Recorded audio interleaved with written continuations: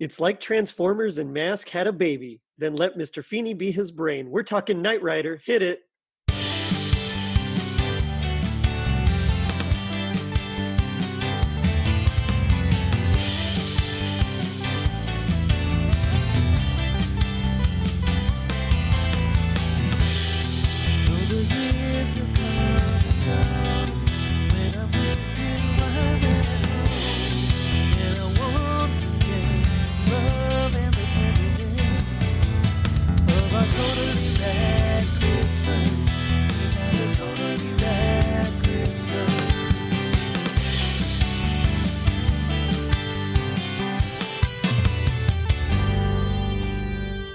It was 1982. Graceland opened to the public. Paul McCartney and Stevie Wonder sang Ebony and Ivory. James T. Kirk screamed, "Con!" iconically. And Michael Knight drove a high-tech car around helping all those in need. I'm your host, Jerry D., with another episode of Totally Rad Christmas, the podcast that talks all things Christmas in the 80s. Toys, movies, specials, music, and fads. If it was gnarly during Christmas in the 80s, we got it covered. Now, joining me are two very special guests. You might know them as two members of the Saturday Morning Mafia, Todd and Michael. Guys, how are y'all doing? Doing well. Good. How are you? You know, I'm making it here. Just taking it day by day, I think. Anything new going on with you guys? I'm just, like I said, day by day. Pretty much same here, yep. Yep. Just keeping busy, getting ready for the 4th of July, getting ready for the Burr months. They'll be on us. Yeah. They're coming very soon. Yes. Ready for pumpkins. Yep. Yeah, I actually, so I went to go make some tea before we started recording here, and I ran out of tea. I didn't have any more, except I found one last bag of pumpkin spice tea. There you go. So I'm drinking my pumpkin spice, getting ready for the 4th of July. Nice. So we'll have pumpkin spice lattes by the end of next month. So it's coming. Mm-hmm. Oh yeah, they keep coming earlier and earlier. So yep. I don't mind. I like the pumpkin. No, exactly. Yeah, we have a local bakery that does a pumpkin ooey gooey butter cake, and I cannot wait for it. That sounds awesome. It is. It sounds just as good. It tastes just as good as it sounds. When I get a piece, I'll make sure to brag and showboat all over the internet with. Yes, please. We'll live vicariously through you. Yes. Exactly. Yep. Yeah. Oh man. So I have to ask, what do you guys remember about Knight Rider? Like what are your general thoughts and feelings on Knight Rider? It was huge to me. That was my favorite show growing up. And I might have been 1983. I went to Universal Studios in California, and I sat in a K.I.T.T, which was like the highlight of my very young life. That is awesome. So, and then somewhere I got the blueprints. We mailed away for them, but I got the blueprints to K.I.T.T, which was just a trifold, basically brochure. Mm-hmm. So it was a big deal for me. Wow. Mail away. I mean, it always felt like, and I know, Todd, you and I talked about this in the G.I. Joe episode, but I remember mailing things away always seemed like it took forever. Yes, yes it did. Before they came. It did. And there's probably only like 6 weeks, but it always seemed like it was years and years. And then finally it came, and just the excitement. I got it open, and you thought, I have a piece of paper. I didn't think that, but now it's like, now I have a piece of paper. It's a crummy commercial. Exactly. That scene totally does justice to what we did, we lived through as kids. Yeah. That's one of my favorite all-time movie quotes is, "I left the bathroom wiser." I feel like that could be applied many, many times. Yeah. Yep. So it was, for me personally, it was a big deal. Yeah. Thinking about Knight Rider and preparing, I realized I don't remember many of the individual stories. I remember watching it like every week with the whole family. We'd pop popcorn and we'd watch, Knight Rider every week, and I remember really liking it. But it's like I was just waiting to get to watch Kit do his thing. Yeah. I don't remember away from the car, out of the car moments that much. So the one story I really remember, and I think it was like a 2-parter or 3-part series, is when they had the evil KITT car. Oh yeah, car. Yep. Yeah, Mhm. Yeah, car. Yeah. yeah. And I really I remember legitimately being like worried and afraid that things weren't going to work out well. Yeah. That's some good writing then. Yeah. Exactly. Yeah. Well, I was 6 or 7 years old, so it probably didn't take a whole lot. But it's funny because I know I watched it, but it was the same. It was like with the Dukes of Hazzard that I talked about last week. I remember my cousins watching it more than actually remember watching it myself. Right. And I remember, whenever I was at their house or my grandma's house, and they would be watching it, and I would just stay whenever there was like an awesome car chase, and then or whenever KITT would do something, and then when it was back to the talking, I was like, all right, and then I'd go play. Yeah. It was pretty much the same thing with the Dukes. I'd stay for the cool car chases and jumps, and then I'd go play. I did the same thing, and then the Incredible Hulk came on, I think, after the Dukes of Hazzard. So it's like I'd wait till like the last 20 minutes when the Incredible Hulk was there. Yeah. I didn't care about the I didn't care about the setup. Yep. I did the same thing, and I was trying to remember, because I remember like watching this every week, right? Watching Knight Rider every week and popping popcorn. But then we did that with Airwolf too, when it was on, Airwolf, and the A Team. So either they were all on the same night, or we just pop popcorn every night and watch TV. I haven't decided which one's true yet. So, well, there's a new channel we have on air. We don't have cable, and there's a new channel called Charge TV, and from 2 to 5 or whatever, 2 to 4, they show straight Knight Rider episodes. Nice. And I've been watching them religiously, and I don't remember any of the stories except for Car. Yeah, that's the only one I remember as well. So it's funny because so Knight Rider aired from was 82 to 86, and 4 seasons, and same thing. I don't really remember any of the individual stories, but there was a lot about like the basic plot that I didn't remember either until I started looking it up and doing some research for the show. So of course David Hasselhoff is the star. He's Michael Knight, but what I didn't remember was that Michael Knight's not even his real name. Right. So he was actually Michael Long, who was an LAPD detective. That he was a Green Beret counterintelligence veteran in the Vietnam War, and then he was discharged, and he became a detective. And then somehow in the Army, he'd gotten like a metal plate due to like an accident in the war, an injury, and so he'd gotten a metal plate in his head. And then when he was a detective, like 10 years later, he got shot. And while it messed him up, it didn't kill him because of that metal plate. And so then Wilton Knight, who was like the head of this, this billionaire, like Elon Musk kind of guy, he started, the Foundation for Law and Government, and they had this program going on. And so they used him and they reconstructed his face kind of based on young pictures of Wilton Knight and also pictures of his son. And so he kind of resembles his son, but so they gave him the new identity of Michael Knight. Like this whole backstory, I don't remember this at all. I don't either. Well, I noticed like last week that the Foundation of Law and Government is flag. I never got that. So they developed this supercomputer, and they kind of essentially put him into a car. But their other huge breakthrough was like this crazy plasteel. Oh, the polymer. That they covered KITT with, and it makes him virtually indestructible.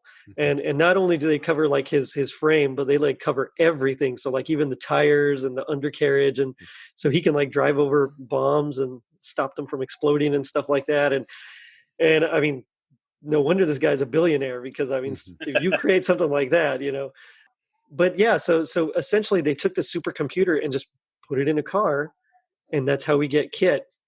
And this car is amazing. I mean, it's like better than the Batmobile because it can do so many more things. I mean, I love the Batmobile. It's like my favorite vehicle of all time, but reading about Kit and remembering and watching all the shows again, I mean, he just does so much more. Mm-hmm. It's crazy. Yeah, it's almost like he has a trick of the week too. It's like, oh, I didn't know you could do that till you needed it yes, this week. Yeah, You know? yeah, Mm-hmm. yeah. I was telling Michael, it's like whatever the plot needed him to do, he could do. Yeah. Yep. Yeah. Right, Kit in the script. Yeah, So, exactly. Yep. Yeah. And then Kit all of a sudden can fly. Or yeah, whatever. exactly. Right. He can see 360 degrees around, 4 miles down the road, Mm-hmm. 40 miles, 4 miles up in the sky. Oh yeah. We'll get into all the stuff, the cool stuff Kit can do for sure. Oh yeah. Yep. Oh man. So the reason we're talking Knight Rider is not only was it awesome, but they actually have a Christmas episode in season 2. So this is when Bonnie wasn't there, if I remember correctly. Yeah. It was the other girl. April. I don't remember her name. Shame on me. I didn't write it down. It was April. April. Yeah. That's it. There you go. But yeah, so Bonnie wasn't in this one, and I don't even remember why they got rid of her. I just remember that she left, and then it was because of a lot of like the huge fan backlash and Hasselhoff himself that brought her back. But she was like such a part of it in my memory that I didn't even remember that she was replaced at all. Yeah, I didn't either. Yeah. I thought it was just the same girl the whole time. Yep. Yeah. Oh man. But this episode that we're going to be talking about is it's really cool. It's a cool episode, although I gotta say I don't know if it would fly nowadays. It's I think PC culture would have some words with it, because they use the word gypsy a lot. Yes. Well, and it's like he's dressed like a hobo. The other gypsies aren't. When he gets to that point, he's dressed like a hobo. Mm-hmm. And but they played like Greek music when they introduced that character. Yeah, they had to, I just don't know. Early on they called him a gypsy, and I'm like, I had no idea what distinguished him enough to be called a gypsy. It's just kind of, I guess they just needed that for the plot. Yeah, they just needed someone that could roam. Was kind of didn't really have a home. Kind of. I mean, it's problematic by today's standards. Yeah. Back then, I mean, you could get away with a lot more, Yes. So, but I love another thing that I'd forgotten about Knight Rider in general is that they did use a lot of like popular songs. That's the first thing I noticed is on the first few seconds you hear Yes's Owner of a Lonely Heart. I'm thinking, what kind of budget did this TV show have? Well, and listening to it, because I went back and listened to it again, and it's not the actual song. No. I mean, it's the song, but it's not the singer. It's not the not Yes singing it. Same thing with Gypsy and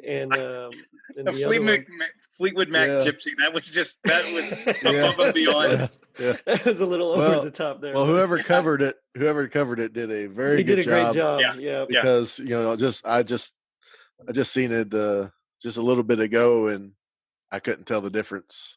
Yeah. Yeah, I went back and listened to it again, and it's definitely it's definitely not them. But they're good covers. They really are. They're close. They tried to get as close as they could. So and it kind of reminds me of the claymation. Eye of the Tiger. Eye of the Tiger. Yeah, that's the other one. Yep. Uh-huh. But it kind of reminds me of like the claymation Christmas celebration special, because they bought the rights to the Temptation song. Temptation singing Rudolph the Red-Nosed Reindeer. Mm-hmm. But then they hired another group to actually perform it, and the other group was like trying to put their own spin on it. And of course, Will Vinton was like, "No, it's got to be like note for note, recreate it." So I mean, it was kind of that thing. But you're right, they did like a tremendous job. Yeah. But that was the first thing I thought. It was Owner of a Lonely Heart. Yeah. I mean, Survivor, Gypsy. Like these are expensive songs, I'm sure. Right. I don't listen to enough those tunes every day to be able to spot the the fakes or. But they do that in almost every episode. Yeah. So it's pretty cool. Yeah. Yeah, they must have had a pretty good music supervisor guy. Well, it was a Glenn Larson production, so you got to give it your all. Well, that's true. Yep. Oh man. The other thing is that this is one of those Christmas specials that is Christmassy, but is not very Christmassy at the same time. So you don't really get, at least for me, I didn't get a lot of Christmas feels from it. But it's like there's always mentioning something about Christmas. I mean, Kit and Michael had the whole conversation about what to get for presents. You know, he makes a comment about a Donner and Blitzen. There's it's like they don't really seem like they're full of the Christmas spirit, do they, kid? There's all these little things here and there, but like if you had taken those out, I don't think it would have made a difference. Right.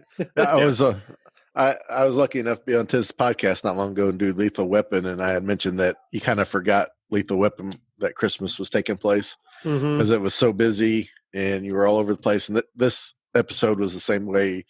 You kind of forgot it was Christmas at time because you were just moving from point A to point B, back to point A to point C, back to point B.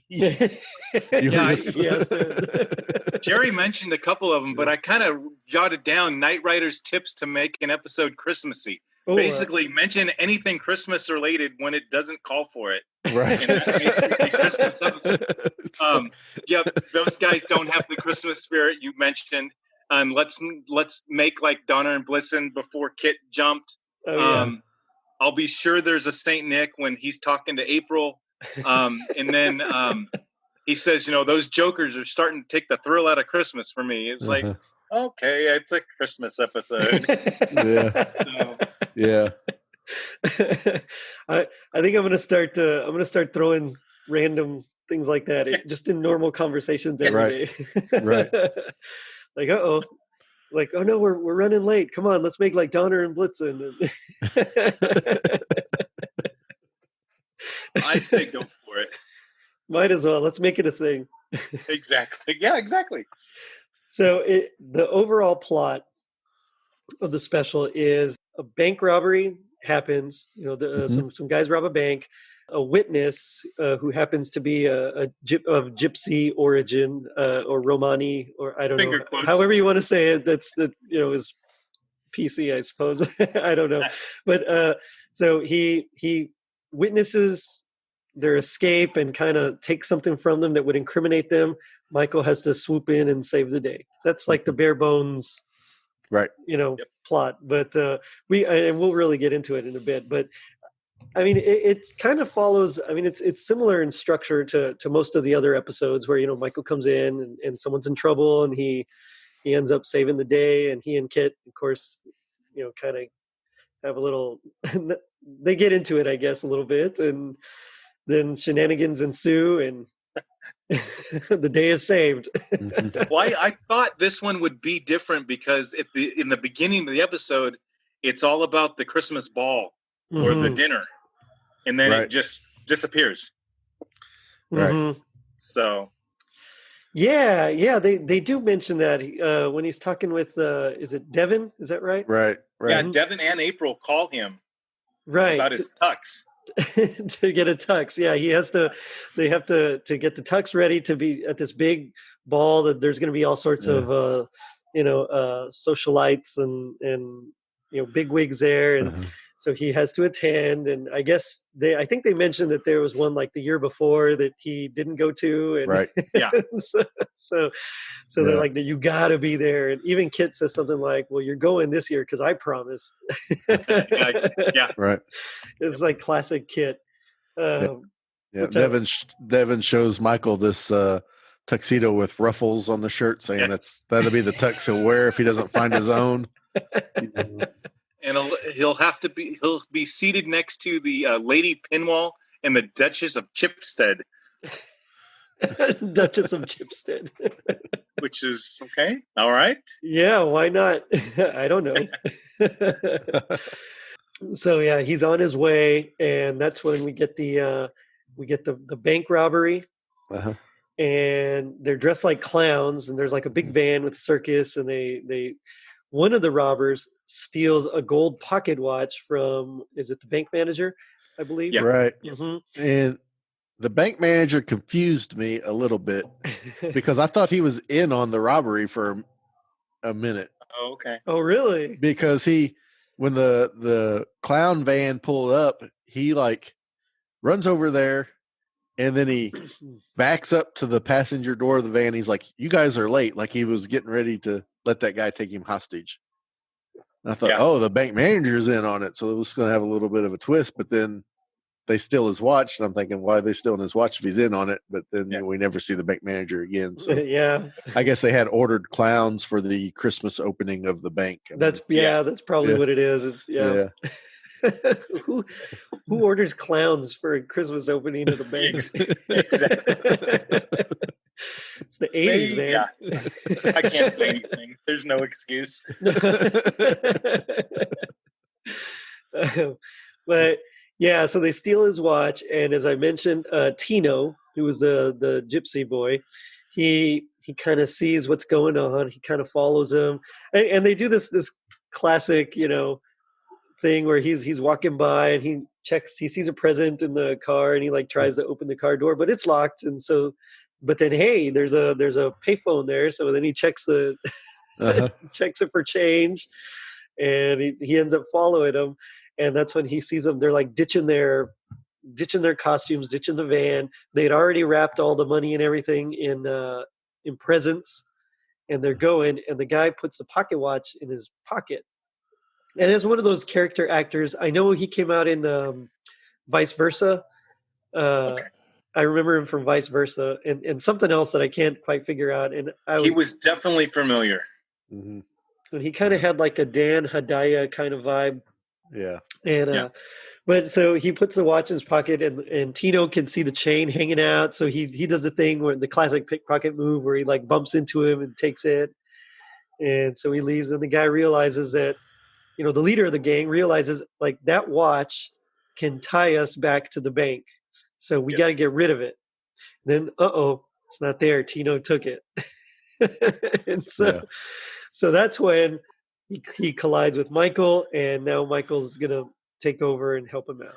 So we get a classic, oh, my leg. He kind of fakes like he's injured just to get away from the guys that were chasing him. Mm-hmm. And Michael's like, are you okay? Let me get you to hospital. And we get this weird thing where the guys that were chasing him, they like drive up right beside him and kind of they were parallel, like they give him the shifty eye. It's like if you're trying to, I get you need this watch, but if you're trying to like lay low, especially after like a robbery, why would you why would you do that to someone? Mm-hmm. That's like number one suspicious sign, Yeah. That was weird. That was a weird moment. It was like, what are they doing? Yeah. So and that's kind of what tips Michael off that, okay, I think these guys are hassling. He even says like, are those guys hassling you? Yep. And of course, Tino right away starts saying like, no, they're gangs, or what does he call them? He calls them like toughs or something like that. And it's some 80s slang. And then he goes, I was on their turf. And then of course, Kit, being awesome, can scan him, and like he's like, he doesn't have any there's no broken bones, so he's lying. He's got a gold watch in his pocket, so something's fishy, and there was a bank robbery, and some of the things that were taken, one of them was a gold watch, so don't trust this guy. And so that's when they get into it, and he realizes, okay, something happens, and okay, this kid's in on it, let's go to the police. And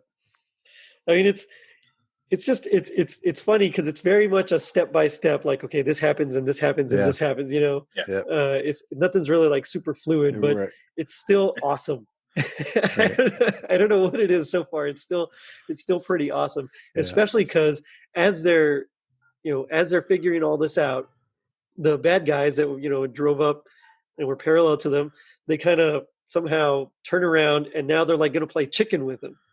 And Michael's like, don't worry about it. And so he turbo boosts and jumps over the car, and like Donna and Blitzer. Yeah.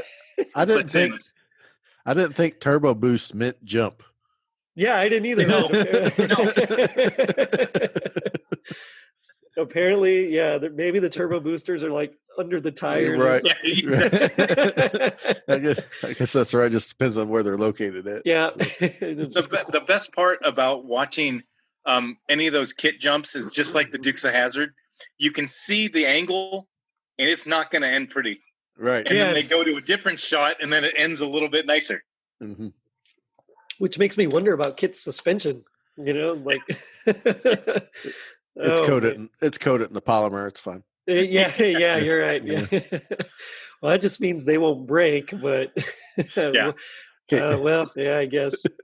I just wonder how many cars. I'm sure we could find out, but I wonder how many kits there actually were. Because, like, I know that the General Lee had a ton of them. Yeah. Because of that reason. Well, then especially in the General Lee, and I know in Knight Rider also they ended up using miniatures. Yes. For some of those stunts as well. And there are more miniatures the later the series got. Oh yeah. Like in that last season with the. Anyway, I don't want to get too far off the subject, but the new Super Pursuit. Oh yeah.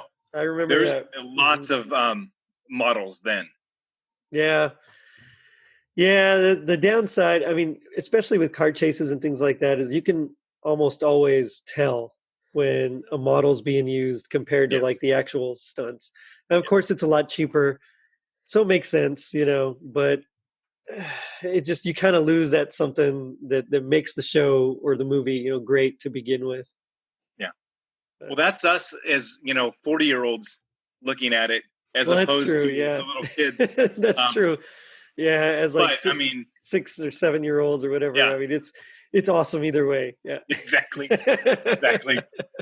So they go to the police. Is that right? And then yes. Okay, and then there were 23 kit cars used for the series. 23. Oh, okay. Oh wow. Okay. That makes sense. Thank you.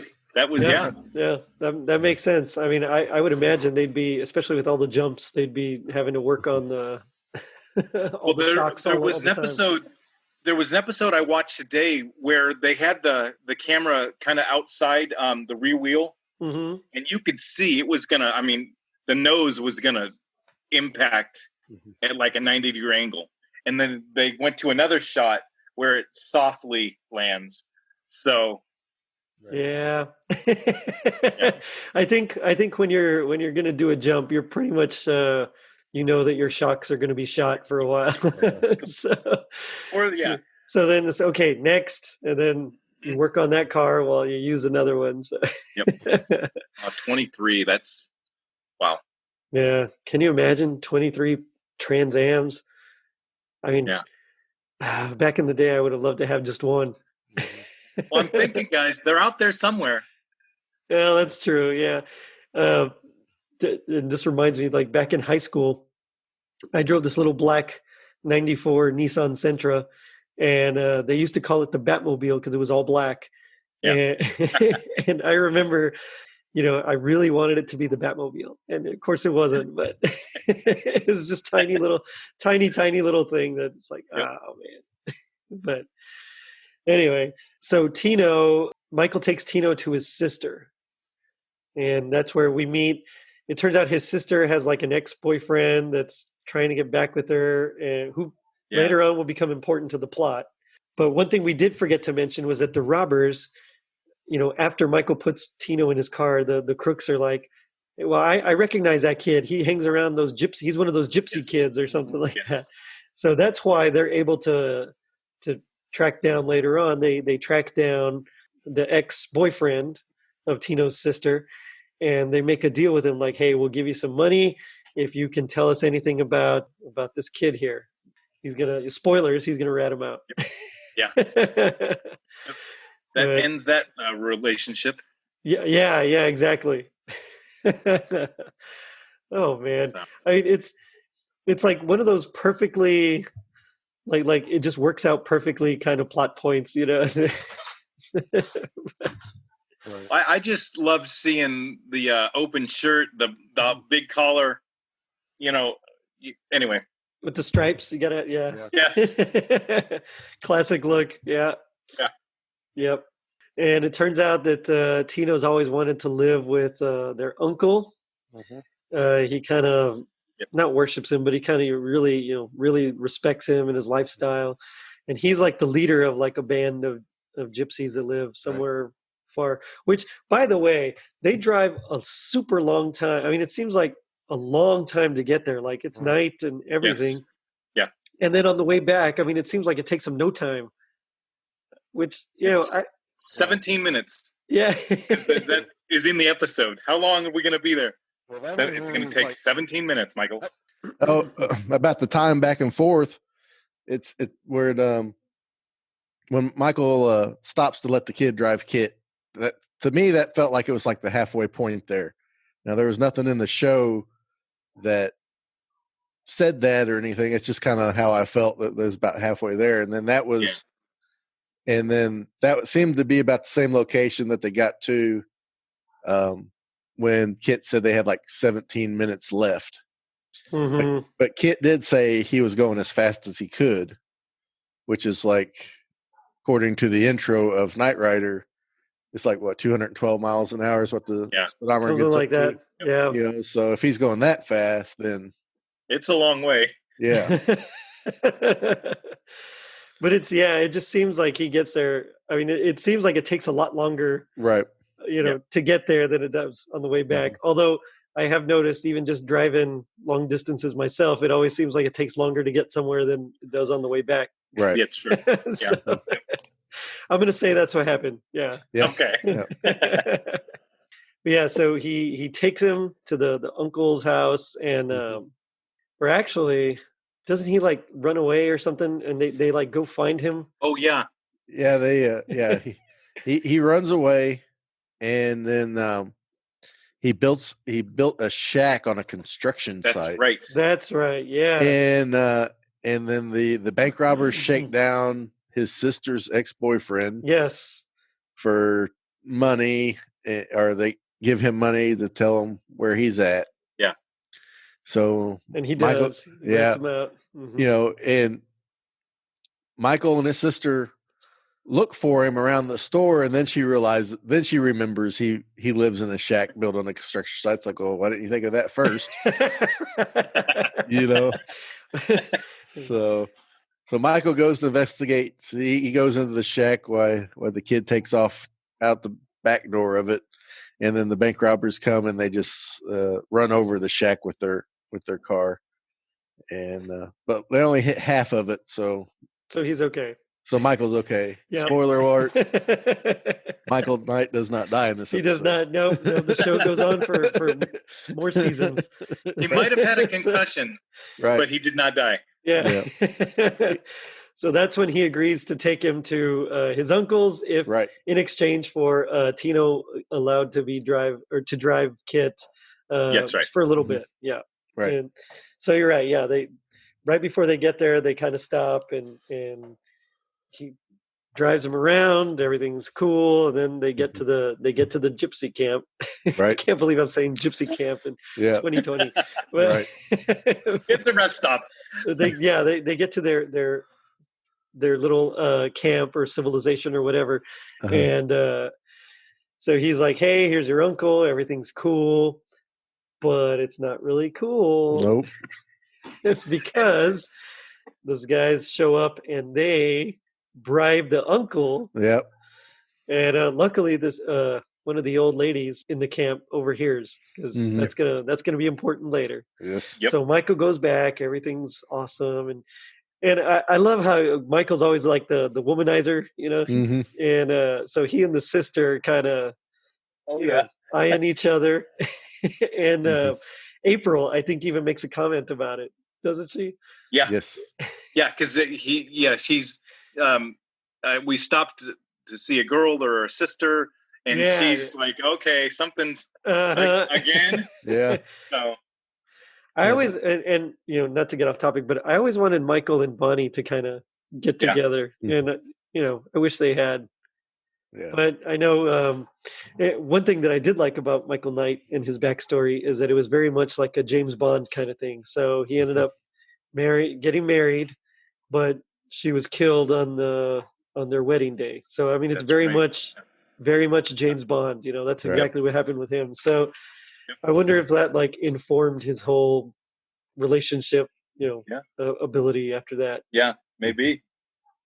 But Bonnie was a great, or April, Bonnie, was a great Miss Penny. Yeah, she was. Yeah. That's about what it is. Although she's more technical. Yeah. Well, yeah, very much so. Yeah. So he goes back to see her. And then together they drive up to the camp because something's fishy. Mm-hmm. Because of the ex-boyfriend, right? Right. Yep. Yes. Mm-hmm. And they realize he sold him out. Mm-hmm.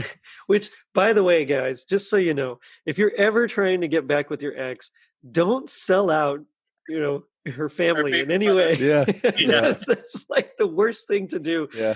It's like, hey, I got money now. Yeah. No, don't do that. Yeah. Just that's some relationship advice from the Saturday Morning. Or going back a little earlier, don't stop by your exes to ask for money. Yeah. No, yeah. Don't do that first, and then second, don't sell out her family and say, "Hey, by the way, I have money now." Oh, especially not at Christmas time. Yeah. Very true. So they drive back up there. They manage to track down they drive back up to where the camp was originally located. It's gone, but based on the soil and deposits of oil and fluids and things like that, they're able to track them. And they stop, and of course the uncle gets like super offended, like, I'm the leader of these gypsies. Why would you, like, how dare you accuse me of something? And then the old lady who earlier overheard everything says, yes, you did. I saw you. I heard you. And so then they all like kind of turn on him. Right. Right. And I love Michael. He's right there. He's like, I'm gonna let them deal with you. Right. Yeah, exactly. But they get him to confess kind of where they're going, and then he goes to save the day. Yeah. The way they followed the gypsies is because there's an oil leak in the car. Oil leak, yeah. And they Kit can smell oil or follow the oil leak on the road. Kit has an olfactory sensor, and they are driving so slow. Following those oil spills on the road. It's like, well, I'm guessing Kit's sensor only works, right. It's not as great as great as his other sensors are. Right. It is funny that he can smell it though. Yeah. Right. That's an odd thing. It couldn't be like you'd like. Well, he says, how do bloodhounds? Those animals are not disgusting, but he makes a dig at bloodhounds because they're doing the same, they were bred to do the same thing. Yeah. I love Kit because it really is it's Anthony Daniels. Yes. Mr. Feeney. Yep. So every time he's talking, like I always just picture I always just picture him in my mind. Like it's hard to like separate the voice for me just because I really loved Boy Meets World. I love Saint Elsewhere. There's another movie that he was in that I really love called Her Alibi, which is a terrible Tom Selleck movie, but it's like one of my favorites. I mean, it's a bad movie, but I love it. And so it's like every time I hear his voice, like I just can't not picture him. So he's saying all these things to him, and I just picture, with the glasses and the mustache being all prim and proper, like, well, Michael, these bloodhounds are awful creatures. That's probably exactly the way it was written. Yeah, probably was. Yeah. Yeah. So they track him down, get him to tell him where the criminals are going or which way they went. And so he follows them, and somehow he was able to escape. And I think it's because he says he's gonna throw up. Right. And yeah. He says he's gonna be sick. Yeah. They pull over. The bank robbers realize that the cops have the watch. That's right. Yeah. So they pull over to figure out at a Christmas tree stand. Right. Yeah. Because it is Christmas. Yeah, you gotta figure out. One of the three bank robbers wants just to off the kid. You know, and the others are like, well, if you do that, there's going to be even more heat on us. Yep. And so when they're out of the car discussing that, they leave him in the car by himself, and he just hot wires it and drives away. And then nobody notices that. Right. Because the bank robbers go back and try to find a car. Nobody comes out and says, "Oh, you just ran over. That car just ran over you." Right. There's nothing.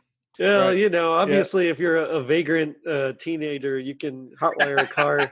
Well, it's because he's a no problem. gypsy. He's a gypsy. Yeah, exactly. Exactly. Yep, he just knows how to do it. Right. And then they casually walk up to a car and the door's locked, but there happens to be a convertible with the top down. Yes. And so they just casually get in it and drive away. It's like nobody runs out, "Hey, that's my car," or nothing. Again, I love this perfectly coincidental storytelling. It's like, well, thank goodness this happens. Thank goodness that was. I mean, it works out so well. But yeah, so he's going, and he runs out of gas. And so they're chasing him, even though they're going ridiculously slow. Right. At least that's the payoff about finding the convenient car. Yeah. At least there was something against that. Yeah. It's so slow. Right. It was a piece of junk car. Yeah. Yes, it was. So maybe whoever owned it was like, "Good, someone's taking it from me. I don't All right. Insurance. That $10 in insurance money. Yeah. Right. Insurance paycheck. Here I come. Yeah. Right. But because he runs out of gas, they are able to catch up with him anyway. Mm-hmm. And they chase him into like this big, like wheat field or cornfield. Yeah, or, like a cornfield. Yep. Cornfield, yeah. Yeah, I think so. And of course, Kit and Michael and the sister, because you gotta have the beautiful lady sitting next to you. They manage to catch up, and Kit is able to somehow like sense or see where he is. And it gets a camera on him in the middle of that cornfield too. Exactly. Yes, yeah. Yeah. That's what 15 years before they could use satellites for that. So I just don't know where that camera was, but hey, it's Kit. Yeah, exactly. Yeah, it's whatever the plot needs them to do at the time. Exactly. Yeah, because nowadays they would have like used Google Maps or something and zoomed in on him, or some sort of the satellite going on. But yeah, back then I don't know about that, or drones. They would have launched a drone or something. But Kit's able to do it. They're able to, and one of the crooks activates the thresher. Is that what it's called? Yeah, it's like a small combine kind of thing. Yeah. Yep. Yeah. And so the Kit's able to stop that. And thank goodness he's indestructible, because man, that would have been terrible. Yeah. Right. I kept looking so hard when he was against it to see if there was any damage, because I mean, I don't know how they did that. Yeah. It's really cool. Kit is awesome. The more we talk about it, the more it's like, man, I want a Kit so bad. Yeah. Definitely. So I just need like $1 billion and supercomputer, but oh well. Yeah. Yeah. So then it's like this cool hand-to-hand fight. It's like Michael against the three guys, and I mean, is it the three, or maybe it's just the two? Yeah. I don't know what happened to the third one. Tino, the boy, Tino gets one, doesn't he? He gets one. That's one that Michael's fighting though. That's true. Yeah, it is. Right. I think so I don't know what happened to the third one. So I'm only left to believe that the sister took him out off camera. I like this reading. Yeah. Yeah. All right, let's go for that. Yep. It's a good feminist tale here. Yeah. Yeah, here we go. Yeah. Yeah. So they ended up taking him down. The day is saved, and he's gonna work. He's gonna go with his sister in the end. And Michael's gonna go to his ball, I guess. Right. And not a tuxedo. Yeah. Well, of course. Yeah. Brown corduroy. Naturally. I mean, what else would you wear to a fancy ball? That was. I will say that was probably one of the worst wrap-ups I've ever seen in the show. Knight Rider. It was like he hugs the sister and the cousin. I mean the son. I mean the brother. Sorry about that. And picks him up and says "Merry Christmas," and that's like that's it. That's it. Yeah. Yeah. And this is all supposed to be the same day, so they all change clothes too. Yeah, it's odd. It is, but it's I do like how Kit ends up. They're talking about earlier, and they're talking about like what kind of presents to give each other. What's appropriate, and you mentioned Argyle socks, and so they have to pick up the Argyle socks, but no, it turns out it's not for him. It's for Devin. Yep. Classic switcheroo there, but. This, I think overall this was a fun episode. I mean, I don't remember like a ton of them because, like I said earlier, I mostly just remembered like the car stuff because that was the coolest part to me as a kid. But I thought it was fun. I mean, yes, they say gypsy way too many times, and there's like a lot of stereotypes in here. But I like how the sisters, trying to make it on her own. She has her shop and all that, and she doesn't go back to that ex-boyfriend. She's like, nope, stands up for herself. So I really like that, and just of course all the stuff Kit can do is always amazing. But, I give it 2 David Hasselhoff thumbs up. Oh wow. 2 Hoffs. Yeah, 2 Hoffs. Hey, there we go. It's 2 Hoffs. That's got to be our new rating system. Yeah. There you go. Christmas clatter. Yeah. I give this 5 Hoffs. Yeah. I give it. Yeah. I give it 5 Hoffs and 1 BA Brackus. There you go. Yeah. There you go.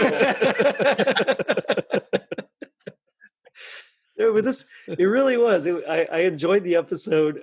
I wish it was a little more Christmassy. Yes. I think it would have made it just a little bit better. Yeah, it did have a Linus moment. It was a little. That's right. It's a podcast. We're stealing your thing. Yes, I steal everybody's things. But we're going to call it instead. We're going to call it the Grinch moment. The Grinch moment. There you go. Yeah. It did have a Hoff moment. Hoff, there you go. Yeah.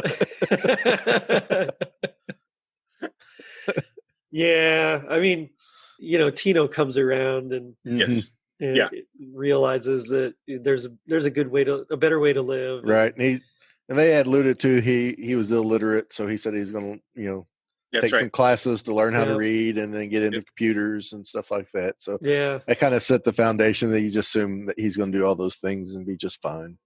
Yep. Yeah, which is always nice. I like a nice happy ending in my movies and shows. Yeah, I am a sucker for that. And there's a lot of good dramas out there that are amazing, and they're awarded. Have so many awards. But to me, it's just like it's such a downer. I'd rather have a good happy ending. Yep. So that was a nice little end to it. But I would have liked to have seen like more Christmas decorations or. Right. Can you imagine if like Hoff had tried to put like the Rudolph nose and like the antlers? Oh, that would be great. Well, he's got that little red beamy. He does have the red. Yeah, that's kind of Rudolph-ish. Yeah. So he just needed the antlers then. Right. There you go. There you go. I mean, in all the songs, it would be nice if they would do such, have one song, Christmas song. Mm-hmm. Yeah. Because they cover, like as we've already said earlier in the show, they cover amazing songs. Well, they're singing. They sing a couple of them, don't they? Or I might be thinking of something else actually. There might have been one playing at the bank opening, or maybe that's what singing it was. it. Yeah, that's it. That's the only place I seems like I remember one at. Yeah. So they hit that Christmas tree stand twice, 2 different times. Mm-hmm. And I don't remember anything there. No. Which is kind of odd also. That's like where you would expect, you want people to be in the Christmas spirit there to buy your trees. Right. Exactly. Right. But no, they're going to play Fleetwood Mac instead. Well, Or Fleetwood Mac like. Yeah. Fleetwood Mac-esque. Yeah. Macwood Fleet. Yeah. Well, there's only 2 songs that are gypsy. It's the Fleetwood Mac and then Sonny and Cher. So I think they chose the best one. I think they did too. Yeah. Oh man, yeah. If you're gonna rip off one, definitely do Lindsey Buckingham and Stevie Nicks version of it. Yes. Yeah. But no, this is fun. One thing I did want to get into was some of the powers of Kit. So Kit, another thing that I didn't remember was that KITT stands for Knight Industries 2000. Later on some of the spin-off shows and like some of the TV movies, it was like Knight Industries 3000 when it was more advanced.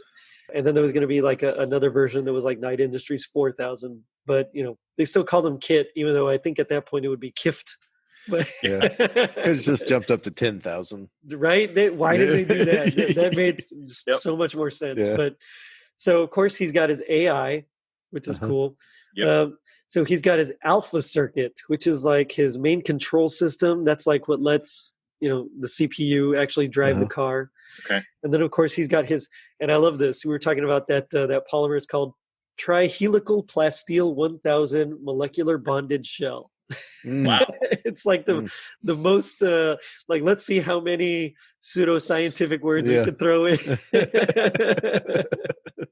It's like very 80s right there. He's got his pyroclastic lamination. So that's what like it's like that heat resistant coating as well. Yeah. So not only is he indestructible, but he can resist up to 800 degrees, which is awesome. Power system is jets, so he can go 0 to 60 in 2 seconds. Ooh. Yeah, that's talk about whiplash there. Yeah. And he's got electromagnetic hyper vacuum disc brakes. So he's got a 14-foot braking distance, which is like nothing when you're going fast. Of course, his turbo boost, can get him up to in excess of 200. You mentioned that, 212 or something miles per hour. Of course, his voice synthesizer, voice projection, so he can project his voice other places, which I don't know who would ever think about doing that. Like, why would you add that to the car? But he did that. He hollered at Michael when he was in that shack. Yes, he did. Yeah. To let him know that is getting ready to be ran over by a car. And I've seen a few episodes where he makes it sound like the police are coming. Yes. The sirens coming. Yeah, he's got his ventriloquist mode. And right. Yes. Let's throw your voice. So that beam, with the red lights that we were talking about, his Rudolph nose, that's actually called his anamorphic equalizer. Okay. And it can see, here's where we go. It's a fiber optic array of electronic eyes that can actually see all the wavelengths of light, especially X-ray and infrared as well. So that makes sense how he can kind of, sense different things, but that camera trick is still kind of iffy there. Yeah.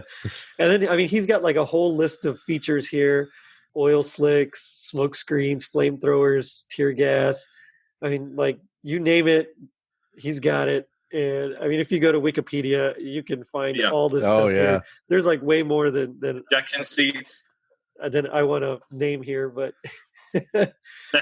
so I thought that was kind of cool. Yeah, so there were several other spin-offs from Knight Rider that, again, I didn't remember at all. But there was like a couple of TV movies. There was like Knight Rider 2000 was one of them. I remember that one. You remember that one? That was with the Dodge Viper, right? I think so, yeah. Yeah. Mm-hmm. Yeah, Knight Rider 2000, Knight Rider 2010. Team Knight Rider was another one. The 2010, I think, was with the Mustang, yeah. The new when Mustang changed its body style to I never seen either one of those. I never have either. And they mentioned, like in one of them, they mentioned something called like the Shadow or Shadow Organization or whatever, and it's supposed to be like KITT essentially and Michael Knight. And so they even go to a grave, like with the team even goes to a grave, and it has like Michael Knight, and it says, it has a little eulogy, whatever.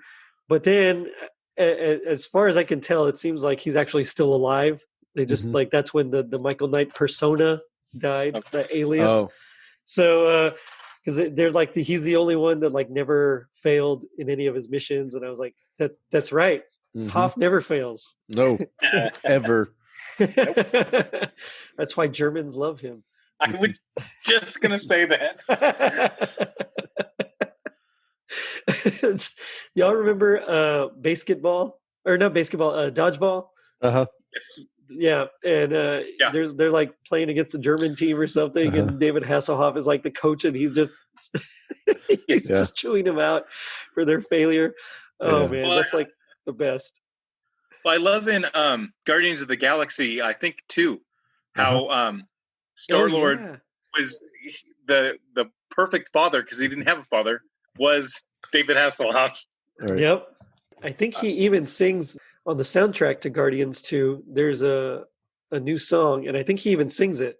Oh, okay. I got to check that out. It's like the Guardians disco or something like that. I mean, it's like a disco-esque thing, and I think David Hasselhoff actually sings that.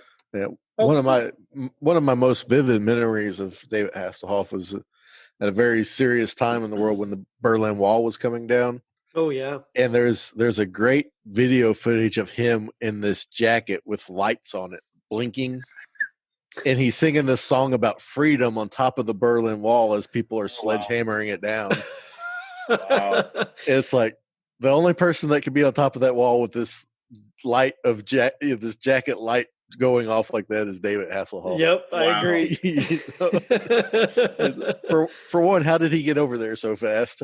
It's like, hey man, he's the Hoff. He probably took Kit over there. Probably. He may have been on tour in West Germany. That's true. He might have been. Yeah, he might have been. But I still remember seeing that on the news. He's up there giving this concert on top of the wall as it's come down, and that jacket is just blinging. I don't even know hilarious. The only thing I remember of the song is he kept singing "Freedom." I don't even know what the song was, one of his or what it was, or George Michael's "Freedom." I don't know. I don't know. And it's funny because I remember watching that, but I don't remember him up there, which is something I would have remembered. So maybe I was just watching a different channel or something. Just they're like, we're not going to cover that. CNN was like, we're not covering that. Yeah. Let's just video this part over here. Oh man. Well, yeah. So there was quite a few. There's like a whole series of different Knight Rider things, and another 2008 television series as well. And then even in '85, there was a spin-off series called Code of Vengeance that starred Charles Taylor, who was another Vietnam veteran. They kind of retooled. He was like in an episode of Knight Rider as like a CIA agent, and then or FBI agent, and then they like instead made him like a drifter. And then it was just a weird spin-off that didn't last.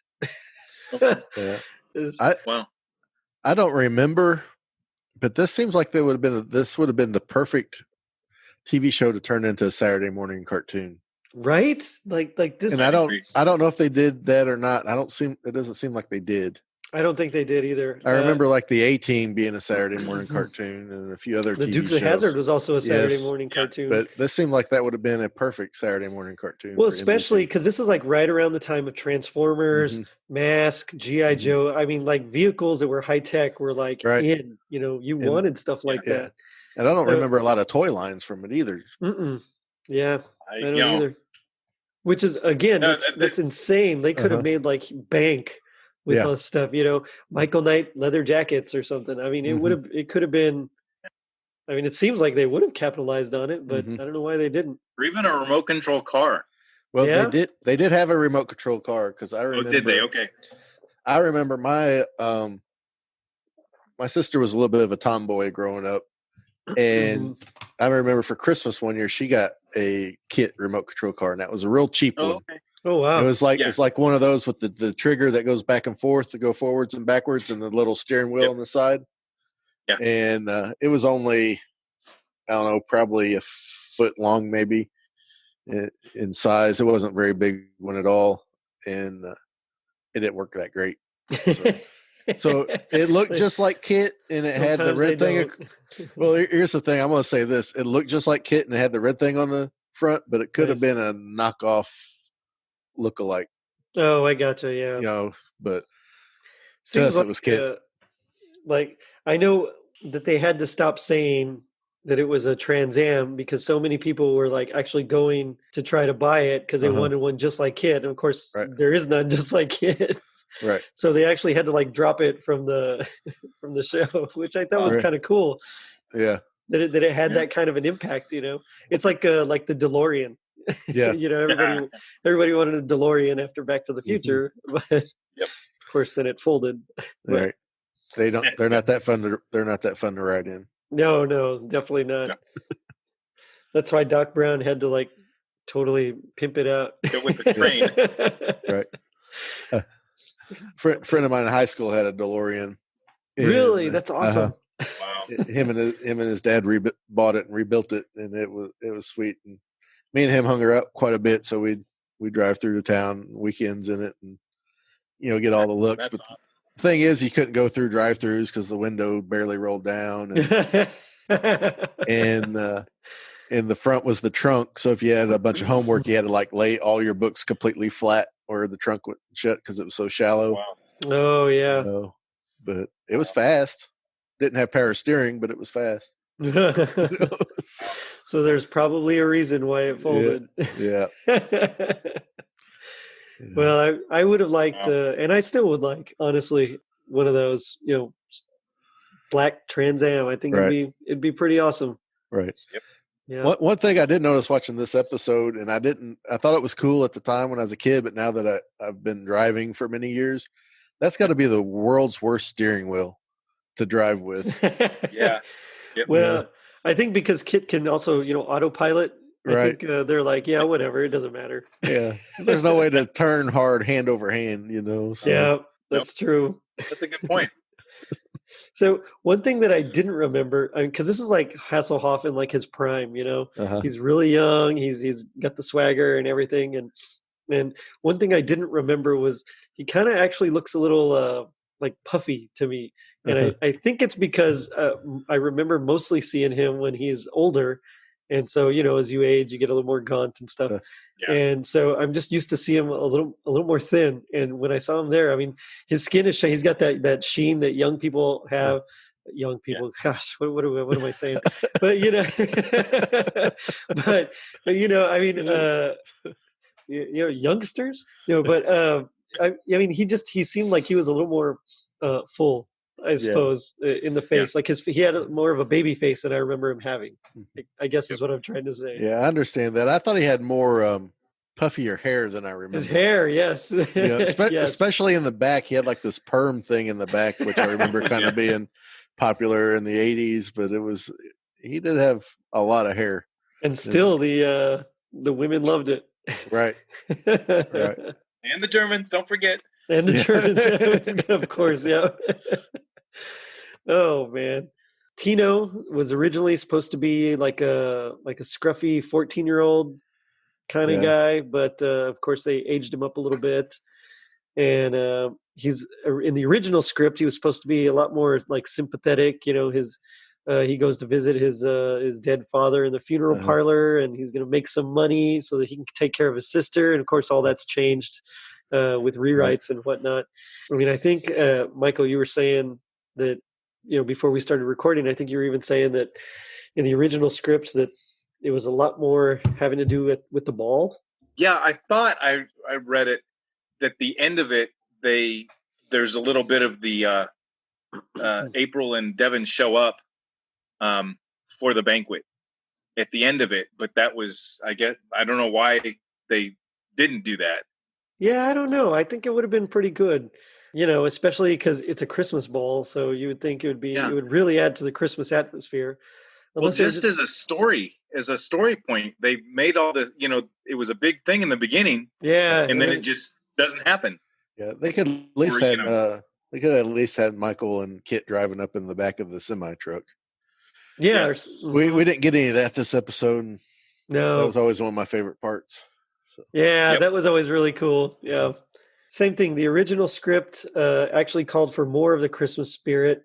So Michael was supposed to be listening to Christmas carols in one scene, and there was going to be more decorations along the streets in another scene, and things like that. And I don't know if it was for budgetary reasons, maybe because they spent so much money on the songs, or what. I don't know, but yeah, they ended up not going with that, which I think would have been pretty cool. But oh well. So I have to ask, guys, what would you say would be your happiest memory of Knight Rider? I'd have to go back to what I said before. Even though I don't remember individual shows that much, I just remember it being a time that, mom and dad, my sister and myself were just kind of gathered around the TV and sharing that experience every week. And there's a few shows through the years I could check off and say that we did that too. And Knight Rider was definitely one that we made sure to see. Right on. I would probably say, the hour I took out of my day at Universal Studios to actually sit, for like a minute in kit. That's still so cool. I'm sure you have tons of pictures all over. Somewhere my dad does. I'll have to ask where he is, and if they do, I'll obviously send it to you guys. Oh, yeah, it'd be awesome. Yeah. For me, it's funny because I remember watching it, but there's not like one specific moment that kind of sticks out. So I think out of my whole life, I think I'd probably preparing for this show would be my happiest memory. Just because my memories are really vague, and they're mostly of just Kit driving around or, doing, something cool, a cool jump or something like that. So I can't really point out a specific point, but I always like talking with you guys. So, definitely preparing for the show would be. I wish I had a car that made that sound. By the way, because that sound is so cool. I wish I had a car with turbo boost. Yeah, because it would make getting to 21 work, cars, getting out of traffic, I think would be a lot better. Yeah. Oh yeah. Especially a rush hour. Just press the button and go. Go to turbo. So now we come to my favorite part of the show, which I like to call Gag Me with a Spoon. So this is, of course, where we do our best impressions of our least favorite part of the show. I'll let you guys, as the guests, go first. And, of course, the winner, since you guys have both won stickers already at this point, I'll decide what you're going to get later. But but I'll let you guys go first, just kind of set up the scene. So we'll start with Todd, and then Michael, you can go after that, and then I'll bring up the rear. Well, I'm not going to set up a scene because I think the Gag Me with the Spoon part happened about 37 times during the show. And I hope I don't take anybody else's, but it was one of the many times that Tino looked at Michael or his sister and went, "I can take care of myself." That's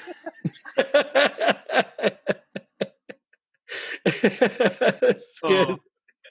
That was good. I love it. Well, you didn't take mine, so that's good. No, yeah. What about you, All Michael? Right. Well, there was one I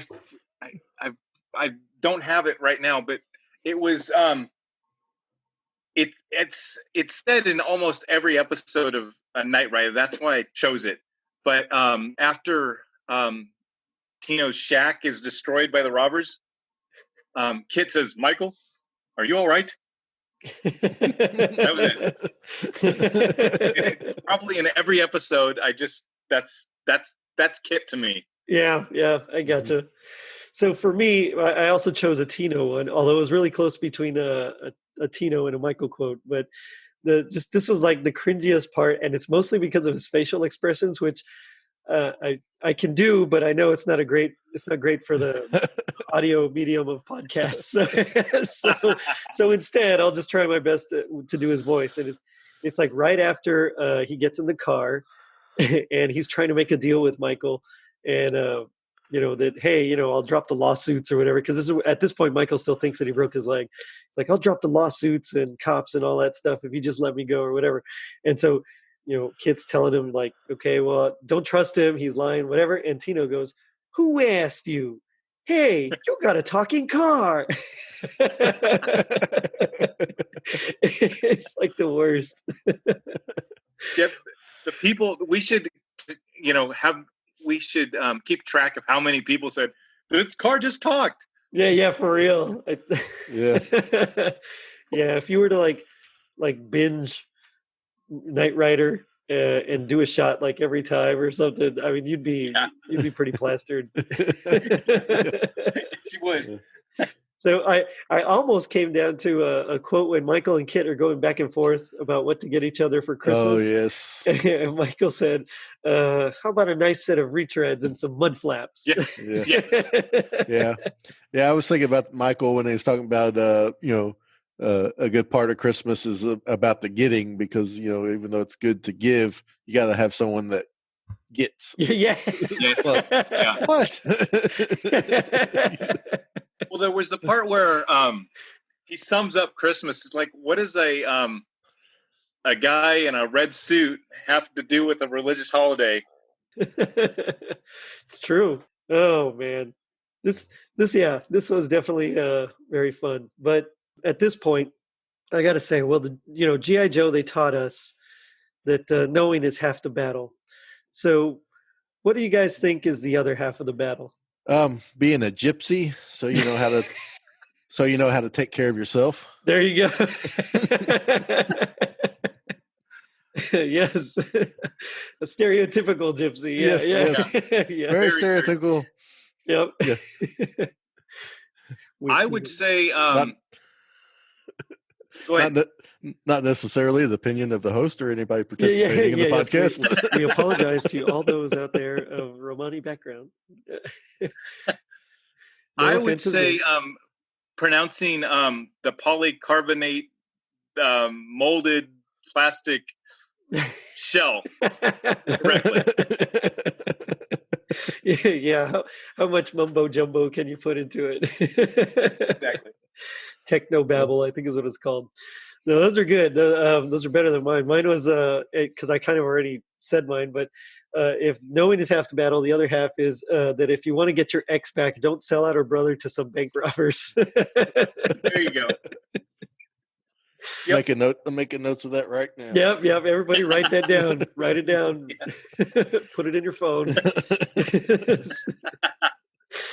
Set the alarm to go off every 30 minutes. But I think right now we're going to drive on over to our Chatting with the Little spot.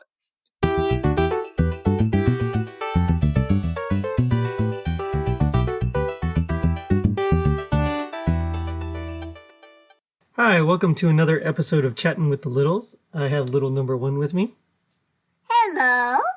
Today we're talking about Knight Rider. Do you remember Knight Rider? I don't know what that is. Remember with the talking car? Yeah. Do you want a talking car? No. No, why not? I think it will bother me all the time because I don't like the music you put on in the car. Well, what kind of music would you put on? High School Musical. Okay. All right. But would you want a car that has turbo boost? No. Why not? I might crash into a city. That you probably might, yep. Well, I think we're going to return to our regularly scheduled program.